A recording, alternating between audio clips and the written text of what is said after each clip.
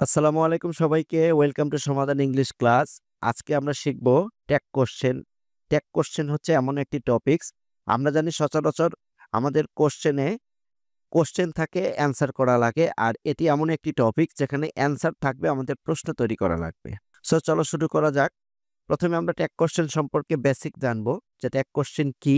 Tag শব্দের অর্থ হচ্ছে জুড়ে দেওয়া এবং কোয়েশ্চেন শব্দের অর্থ প্রশ্ন। সো ট্যাগ কোয়েশ্চেন শব্দের অর্থ প্রশ্ন জুড়ে দেওয়া। তার মানে ট্যাগ মানে হচ্ছে, আমরা কি বুঝলাম? ট্যাগ মানে হচ্ছে প্রশ্ন জুড়ে দেওয়া বা যোগ করা, আর কোয়েশ্চেন আমরা জানি প্রশ্ন। সো ট্যাগ কোয়েশ্চেন হচ্ছে প্রশ্ন যুক্ত করা। ট্যাগ করার সময় সবসময় আমাদের দুটি নোট মাথায় রাখতে হবে। সেটি হচ্ছে, প্রথম নোট হচ্ছে যদি প্রথম অংশ পজিটিভ হয় তাহলে পরের অংশ নেগেটিভ করতে হয়, এবং প্রথম অংশে যদি নেগেটিভ থাকে তাহলে পরের অংশ পজিটিভ করতে হয়, তার মানে বিপরীতটা হয়। আর আরেকটি আমাদের নোট জানতে হবে বা মনে রাখতে হবে, সেটি হচ্ছে সাবজেক্টের সবসময় প্রোনাউন বসে। সাবজেক্ট কি আমরা জানি, কোনো সেন্টেন্সে যার সম্পর্কে কিছু বলা হয় তাকে সাবজেক্ট বলে। আর ট্যাগ কোশ্চেন করার সময় সাবজেক্টের প্রোনাউন ফর্ম ব্যবহার করতে হয়।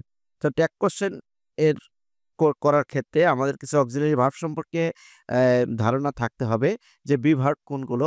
অ্যাম, ইজ, আর, ওয়াজ, ওয়্যার এগুলো হচ্ছে বি ভার্ব। আর হ্যাভ ভার্ব হচ্ছে হ্যাভ, হ্যাজ এবং হ্যাড, এগুলো হচ্ছে হ্যাভ ভার্ব। কিছু মডাল অক্সিলারি ভার্ব সেগুলো আমাদের জানা দরকার। Can, could, may, might, will, would, must, ought to, need এগুলো হচ্ছে মডাল অক্সিলারি ভার্ব। এবং যেহেতু আমাদের ট্যাগ কোশ্চেনে পজিটিভ নেগেটিভের বিষয় রয়েছে, সেক্ষেত্রে অক্সিলারি ভার্বের পজিটিভ ফর্মগুলোর নেগেটিভ ফর্মগুলো আমাদের জানা দরকার।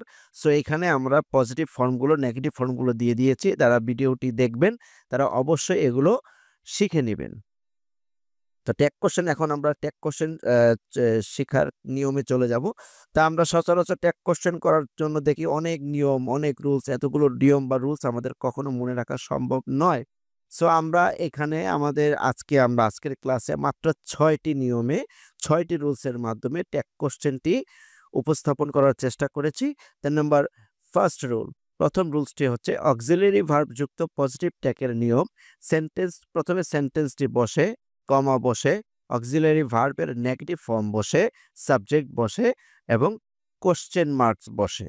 তার মানে হচ্ছে যে এইটা যদি প্রথম অংশে, আমরা আগেই জেনেছি যে প্রথম অংশ যদি পজিটিভ হয় তাহলে পরের অংশে কি হবে?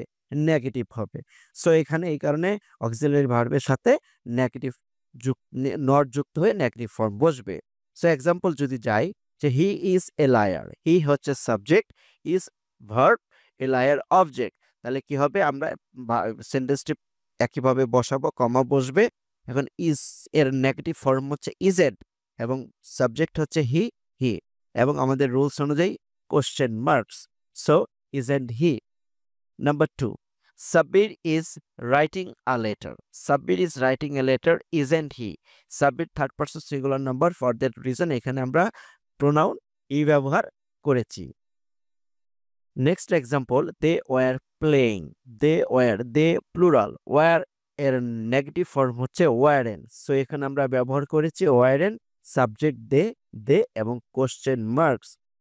নেক্সট এক্সাম্পল হচ্ছে সালমা ইজ প্রিটি। এখানে সালমা সম্পর্কে বলা হয়েছে, সালমা হচ্ছে একটি মেয়ে। সো এই ক্ষেত্রে আমরা সাবজেক্ট প্রোনাউন হিসেবে শি ব্যবহার করেছি।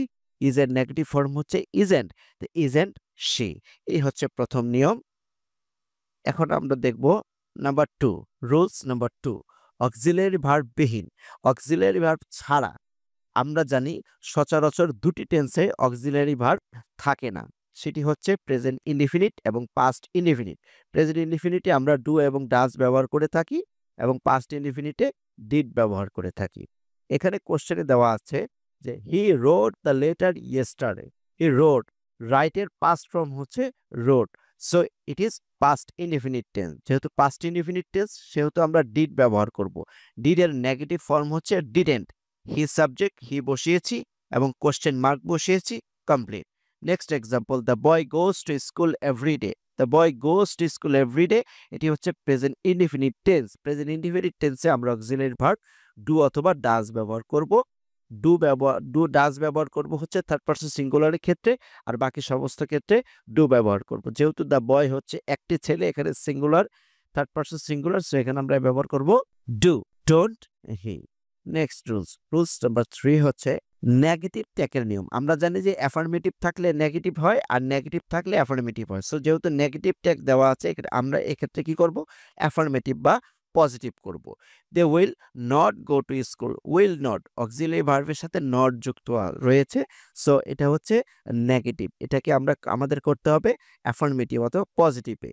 তো will they auxiliary verb will বসিয়েছি, সাবজেক্ট দে বসিয়েছি এবং কোয়েশ্চেন মার্ক বসিয়েছি। Complete. Next, the boy does not play.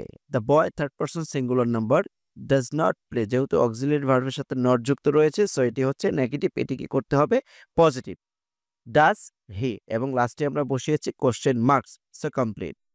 Next, rules number 4, imperative সেন্টেন্সে যদি লেটাস অথবা লেটস দিয়ে শুরু হয় তাহলে শ্যাল উই বসে। যদি আমরা কোশ্চেনের মধ্যে লেট আস অথবা লেটস দেখব, চোখ বুঝে আমরা বসিয়ে দিব শ্যাল উই এবং লাস্টে কোশ্চেন মার্কসটি আমরা বসাবো। এখানে এক্সাম্পলে দেওয়া আছে shall let's do the work. যেহেতু লেটস রয়েছে সেহেতু এখানে আমরা ব্যবহার করব হচ্ছে shall we. Rules number 5, imperative সেন্টেন্সকে ট্যাগ করার নিয়ম যেমন সেন্টেন্সটি বসবে, কমা বসবে, will you, won't you, can you, can't you, could you, couldn't you. এইখানে উইল ইউ কখন বসবে, ওন্ট ইউ কখন বসবে, ক্যান ইউ কখন বসবে, ক্যান্ট ইউ কখন বসবে, কুড ইউ কখন বসবে, কুডেন্ট ইউ কখন বসবে। আমরা আগের এই সম্পর্কে জেনেছি যে প্রথম অংশ যদি অ্যাফার্মেটিভ হয় তাহলে পরের অংশ নেগেটিভ হবে, প্রথম অংশ যদি নেগেটিভ হয় তাহলে পরের অংশ অ্যাফার্মেটিভ হবে। সেখানে দেওয়া আছে ওপেন দ্য ডোর, এটা কিন্তু অ্যাফার্মেটিভ বা পজিটিভ ফর্মে দেওয়া যেহেতু রয়েছে তাহলে পরের অংশ হবে কি? Negative. So open the door, open the door তাহলে কি হবে? ওন্ট ইউ হবে। যদি ডোন্ট বা এখানে নট থাকতো তাহলে আমরা ব্যবহার করতাম উইল ইউ। যেহেতু এখানে পজিটিভ ফর্ম সেহেতু এটা হবে নেগেটিভ ফর্মে। Next example, don't make a noise. এখানে দেখো দেওয়া আছে ডোন্ট, তার মানে হচ্ছে ডু এর নেগেটিভ ফর্ম যেহেতু ব্যবহার করা হয়েছে তাহলে পরের অংশ কি হবে? পজিটিভ হবে। তাহলে আমরা এখানে ব্যবহার করেছি উইল ইউ।